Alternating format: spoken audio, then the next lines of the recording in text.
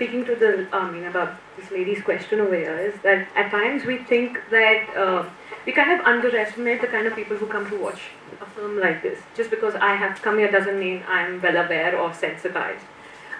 It's also about, you may have a certain understanding of a particular group or a sexuality or a community, but you come to a film like this, it can open up your mind a bit more, and this is what you take back.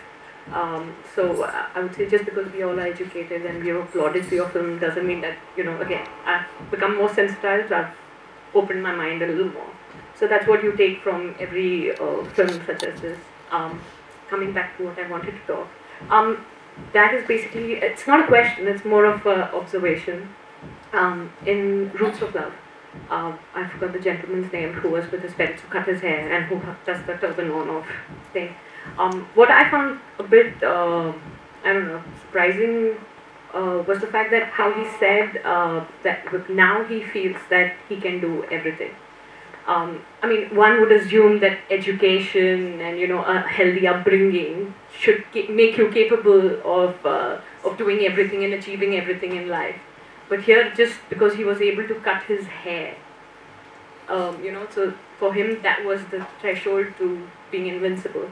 About the communities I do my research within. I don't consider my people who I'm filming as my subjects. They're participants. I have a very equal relationship with them, and I feel like I learn so much, and I'm constantly humbled and informed by them sharing their stories. So that's why, for me, it's very important to do the best that I can as a filmmaker to share their voices as authentically and as openly and as honestly as I possibly can. Yeah, you're right, and I think Paul was saying that in some ways, and maybe this is going back to this question that the young lady back there asked.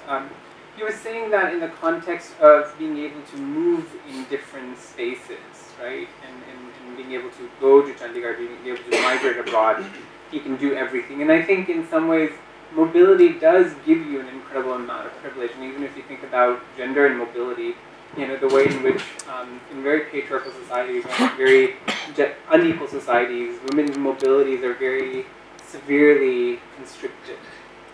Whereas men are able to move about the world without even thinking twice about it.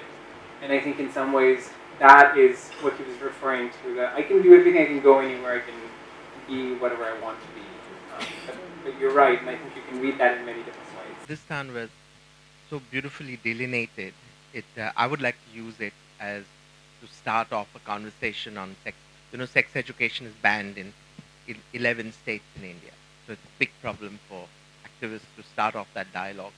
But do you think, Harjant, that if you had a man, if you look at the context in which Nivedita outlines masculinity and the privilege of masculinity, and if you had a framework within this film, the framework is fantastic. You've done what you could in the time you've been given. Suppose there was a man who stepped outside the privilege of masculinity. I'm not even saying trans, Do you think it would have had a stark contrast and you would really be able to look into the framework of masculinity from a man who's given up that privilege? It's just a thought, because then it completes it as a film that is educated. That's me, This is not the last of my work on masculinity, so that might happen in the future at some date, some time or point. So stay tuned.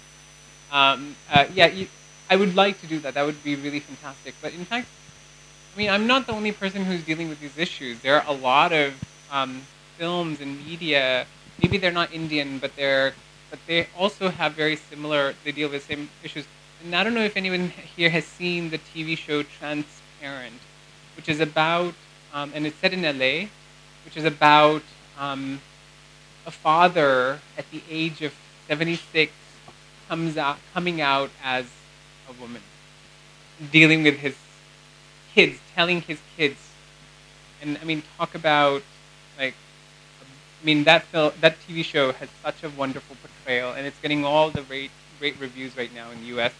So it's such a wonderful portrayal of that experience, and I don't think I can do any better than that. But I will certainly, continue excavating this questions around gender and masculinity and sexuality in my future work, and there might be a film, something along those lines, and I certainly think that there needs to be a film, something along those lines. I just want to say that there's a film which we showed at Kashish this year called Identity.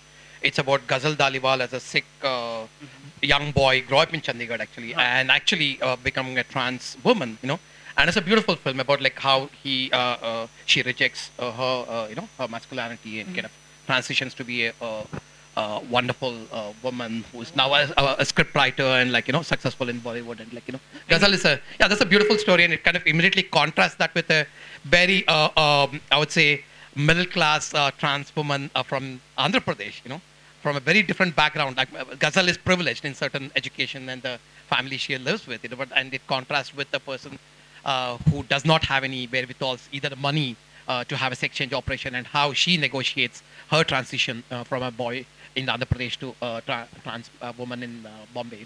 So yeah, that's another interesting thing which. I just want to also quickly say that the lack of education and the clamping down of sex education is not just happening in India; it's also happening in the U.S.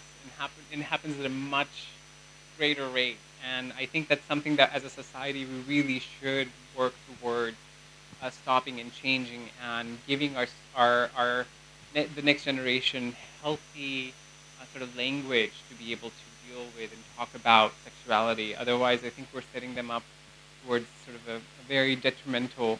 So the nice heartening thing is that there's a lot of now information that's available out there. If one wanted to get the information, it's in the internet, but at the same time, there's a lot of misinformation as well. So you're absolutely right, and I hope that showing this film on DSBT, on Doordarshan television, will have some of that impact.